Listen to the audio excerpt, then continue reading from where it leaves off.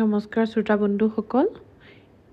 2020 চনত যেতিয়া সমগ্ৰ পৃথিৱীক কৰোণা ভাইৰাছ বা COVID-19ৰ লগত যুঁজি আছিল, সেই সময়ছোৱাত আমাৰ জনসাধাৰণৰ কি দুৰৱস্থা হৈছিলে সেই কথা নকলেও হ'ব চাগে। কিমান যে ঘৰ খালী হৈ গ'ল, কিমান মানুহৰ অকাল মৃত্যু হ'ল, এই কথা আপোনালোক সকলোৱে জানে। এতিয়া আমাৰ ছ'চিয়েল মিডিয়াত এই কথা খুব ওলাই পৰিছে যে আগন্তুক 2025-2026 বৰ্ষৰ পৰা আমাৰ পৃথিৱীৰ অৱস্থা অলপ বেয়াৰ ফালে গৈছে। মানে ক'বলৈ গ'লে কোনোবাই কৈছে ভৱিষ্যমালিকাৰ কথা, কোনোবাই কৈছে পৃথিৱী ধ্বংসৰ কথা। এই গোটেই কথাখিনি এষ্ট্ৰলজিকেলি ফহিয়াই চাব লাগিব।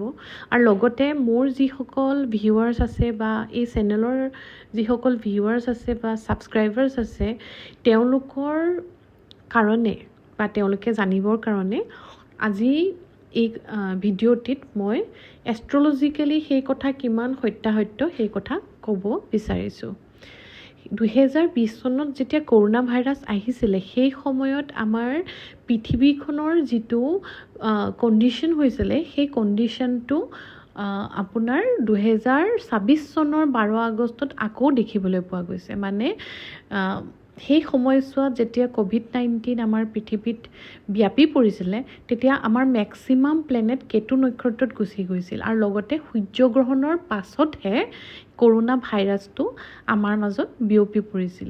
আৰু এই একেই ধৰণৰ গ্ৰহ নক্ষত্ৰৰ খেলটো দেখিবলৈ পোৱা যাব 12 আগষ্ট 2026 চনৰ দিনা। সেইদিনাখন সূৰ্যগ্ৰহণ হ'ব আৰু লগে লগে সমগ্ৰ পৃথিৱী অন্য এক ভাইৰাছৰ আক্ৰমণত আহিব বুলি বহুত কেইজন জ্ঞানী, বিজ্ঞানী, এষ্ট্ৰলজাৰ বা এষ্ট্ৰ' চাইণ্টিষ্টে এই কথা ঘোষণা কৰিছে। আৰু সূৰ্যগ্ৰহণটো হ'ব অশ্লেষা নক্ষত্ৰত। অশ্লেষা নক্ষত্ৰ হৈছে নাগলোকৰ নক্ষত্ৰ। আৰু ইয়াৰ 3 নম্বৰ চৰণত 25 ডিগ্ৰীত এই সূৰ্যগ্ৰহণটো হ'ব। গতিকে আপোনালোকে ভাবিছে যে নাগ বা সাপৰ যিটো ইণ্ডিকেশ্যন হৈছে, সেইটোৰ মানে আমাৰ মনত কি আহে? বিষ ভাৱটো। সেই বিষৰ নিচিনাই অতি ভয়ংকৰ সেই ভাইৰাছবিধ হ'ব। অশ্লেষা নক্ষত্ৰটো বুধৰ নক্ষত্ৰ হয়। বুধ ইয়াত আপোনাৰ আমাৰ পৃথিৱীখনৰো এখন কুণ্ডলী আছে, আৰু সেই কুণ্ডলীখন মই স্ক্ৰীণত আপোনালোকক দেখুৱাইছোঁ। ইয়াত প্ৰথম ঘৰটোক মেষ ৰাশি বুলি ধৰা হয়, মানে মেষ ৰাশিৰ ঘৰ বুলি ধৰা হয়। দ্বিতীয় ঘৰটোক বৃষ ৰাশি ধৰা হয়। তৃতীয় ঘৰটোক মিথুন ৰাশিৰ বুলি ধৰা হয়। চতুৰ্থ ঘৰটো কৰ্কট ৰাশিৰ বুলি ধৰা হয়। পঞ্চম ঘৰটো আপোনাৰ সিংহ ৰাশি বুলি ধৰা হয়। ষষ্ঠ ঘৰটোক কন্যা ৰাশি বুলি ধৰা হয়। সপ্তম ঘৰটোক তুলা ৰাশি বুলি ধৰা হয়। অষ্টম ঘৰক বৃশ্চিক ৰাশি বুলি ধৰা হয়। নৱম ঘৰক ধনু ৰাশি বুলি ধৰা হয়। দশম ঘৰক মকৰ ৰাশি বুলি ধৰা হয়। আৰু একাদশ ঘৰক আপোনাৰ কুম্ভ ৰাশি বুলি ধৰা হয়। আৰু দ্বাদশ ঘৰক মীন ৰাশি বুলি ধৰা হয়। আৰু এই যিটো আপোনাৰ চতুৰ্থ ঘৰ বা 4th হাউচ আহিছে, সেইটো ইয়াত বুধ আহি পৰিছে। যিটো 4th হাউচ, তাত মাৰ্কিউৰী আহিছে, বুধ আহিছে, দেখিছে চাগে আপোনালোকে। আৰু 6th হাউচৰ অধিপতি হৈছে বুধ, আৰু তেখেত ক'ত গৈছে? চতুৰ্থ ঘৰত গৈছে। তাৰ মানে কি বুজাইছে? তাৰ মাজে এইটোৱে বুজাইছে যে 6th হাউচৰ যিখিনি কাৰকত্ব আছিলে ষষ্ঠম ভাগৰ, সেই কাৰকত্বখিনি নাশ হৈছে। 6th হাউচৰে কি বুজায়? 6th হাউচে বুজায় কনস্পিৰেচি, হাৰ্ডেলছ, মাটি বাৰী, সীমা বিবাদ আদি। গতিকে কি হ'ব? সেই সময়ছোৱাত বিভিন্ন দেশৰ মাজত সীমা বিবাদৰ সৃষ্টি হ'ব। এইখন মোৰ, সেইখন মানে দখল কৰা, এনেধৰণৰ পৰিস্থিতিৰ সৃষ্টি হ'ব। আৰু 6th হাউচে ৰোগৰ কথাও বুজায়। মানে কি হ'ব? 6th লৰ্ড মাৰ্কুৰী যিহেতু চতুৰ্থ ঘৰলৈ গৈছে, লগতে শুক্ৰ ষষ্ঠম ঘৰত গৈছে, গতিকে শুক্ৰটো ইয়াত নিচ হৈ গৈছে। গতিকে কি হ'ব? সমগ্ৰ বিশ্বতে মানুহবিলাকৰ কিডনী ৰিলেটেড বেমাৰ হ'ব পাৰে। অষ্টম গ্ৰহৰ অধিপতি ইয়াত 3rd হাউচত বহিছে। অষ্টম গ্ৰহৰ অধিপতি কোন হয়? অষ্টম গ্ৰহৰ অধিপতি হৈছে আপোনাৰ মংগল, আৰু মংগলটো আহিছে ইয়াতে আপোনাৰ কুণ্ডলীখন চাওক 3 নম্বৰ ঘৰত, আৰু লগে লগে শুক্ৰ ষষ্ঠতো গৈছে। গতিকে এই গোটেই কণ্ডিশ্যনটো এনেকুৱা হৈছে যে অষ্টম ঘৰৰ অধিপতি 3rd হাউচত বহাৰ লগে লগে মানুহখিনিৰ যিটো মানে আমাৰ মানুহৰ মাজত যিটো জেনেটিক ডিছঅৰ্ডাৰ্ছ আছে, এইখিনিতে জিন মানে কি বুজে এক্স ক্ৰম'জম ৱাই ক্ৰম'জম আপোনালোকে শুনিছে চাগে এক্স ৱাই হ'লে মতা হয় এক্স এক্স হ'লে মাইকী হয় চ' বেবী গাৰ্লছবিলাকত কি থাকে এক্স এক্স আৰু বয়জবিলাকত কি থাকে এক্স ৱাই ক্ৰম'জম চ' এই যে জেনেটিক ডিছঅৰ্ডাৰ্ছবোৰ আহিব তাৰ ফলত কি হ'ব বেবী গাৰ্লছৰ জন্ম সংখ্যা বাঢ়ি যাব আৰু ল'ৰাৰ সংখ্যা বেবী বয়ছৰ সংখ্যা কমি যাব অৰ্থাৎ পুৰুষৰ সংখ্যা কমি যাব আগন্তুক যিখিনি প্ৰজন্ম আহিছে তাত পুৰুষৰ সংখ্যা লাহে লাহে কমি যাব লগতে পুৰুষসকলৰ স্পাৰ্ম ৰিলেটেড ইছ্যু হ'ব পাৰে নানা ধৰণৰ জেনেটিক ডিছঅৰ্ডাৰত ভুগিব পাৰে এনেধৰণৰ পৰিস্থিতি এই গ্ৰহকেইটাই বুজাইছে কিন্তু এইখিনিতে এই সকলো কথা ডিপেণ্ড কৰিব আপোনাৰ জন্মকুণ্ডলীৰ বিভিন্ন গ্ৰহৰ স্থানৰ ওপৰতে দেই প্ৰতিজন লোকৰ জন্মকুণ্ডলী অনুসৰি বেলেগ বেলেগ প্ৰভাৱ পেলাব এতিয়া মাৰ্কুৰী যিহেতু 4th হাউচত আছে বা শত্ৰু স্থানত আছে আনফালে সূৰ্যগ্ৰহণ হৈছে কৰ্কট ৰাশি হৈছে জলৰ ৰাশি মানে পানীৰ ৰাশি গতিকে আমাৰ ঘৰখন আকৌ 7th হাউচে বুজাইছে গতিকে 7th হাউচৰ অধিপতি হ'ল শনিদেৱ আৰু শনিদেৱ গৈ ক'ত বহি আছে চাওকচোন 12th হাউচত বহি আছে অৰ্থাৎ মীন ৰাশিত বহি আছে মীন ৰাশিত শনি কিন্তু নিচস্ত হয় মানে তাৰ পাৱাৰটো তেখেতৰ পাৱাৰটো কমি যায় মানে ঘৰখনৰ অৱস্থা অতিশয় শোচনীয় বুজাইছে মানে আমাৰ পৃথিৱীখনৰ জনসাধাৰণৰ অৱস্থাটো অতিশয় শোচনীয় বুজাইছে মানে আমি মানুহবিলাকৰ যিটো গৃহস্থজনিত পৰিৱেশ থাকিব সেইটো ভাল নহ'ব এফালে কৰ্কট ৰাশিত সূৰ্যগ্ৰহণ আৰু তাৰ লগতে তাৰ কাষৰ ঘৰত কি আহিছে মংগল আৰু কেতু আহিছে অৰ্থাৎ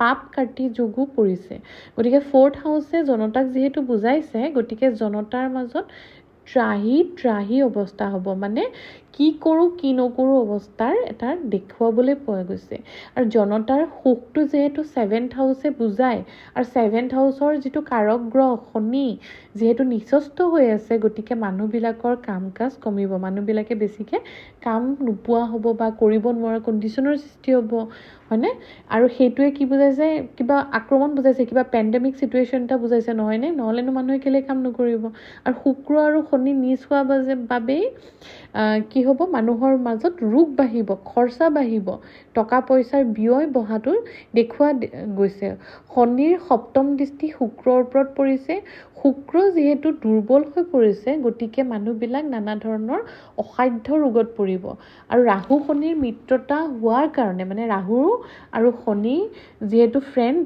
মানে বন্ধু গ্ৰহ হয় গতিকে আৰু ৰাহুটো মূল ত্ৰিকোণ ৰাশিত আছে গতিকে ৰাহুৱে কি বুজাইছে এনভাইৰমেণ্টেলৰ যোগেদি বেমাৰ আহিব পাৰে বুজাইছে মানে আমাৰ পৰিৱেশজনিত বেমাৰৰ আগমন হ'ব পাৰে বুলি বুজাইছে জ্যোতিষজ্ঞসকলে এই কথাও কৈছে যে চাইনাৰ যিটো এষ্ট্ৰলজিকেল চাৰ্ট সেই চাৰ্টটো আমাৰ পৃথিৱীৰ চাৰ্টৰ লগত মিল খাইছে মানে কি হ'ব যে এই কাৰণটো কিয় হৈছে যে এই যে যিটো ভাইৰাছ আহিব পাৰে সেই ভাইৰাছটোৰ মূল উৎপত্তি ক'ত হ'ব পাৰে সেই কথা আকৌ এবাৰ দেখুৱাইছে যে চাইনাৰ ফালেই হ'ব পাৰে বুলি গতিকে ইয়াৰ পৰা বাচিবৰ কাৰণেও কিছুমান উপায় আছে যেনেকৈ কৰ্কট ৰাশিৰ কাৰকত্ব আপোনাৰ জলৰ ৰাশি হয় আকৌ 7th হাউচত থকা মংগল গৈ পেলাই 3rd হাউচত আছে গতিকে আপোনাৰ মানুহখিনিৰ মাজত ৰক্তপাত কৰাব পাৰে মানে কি হ'ব ৰাইজৰ মাজত বিবাদ লগাব পাৰে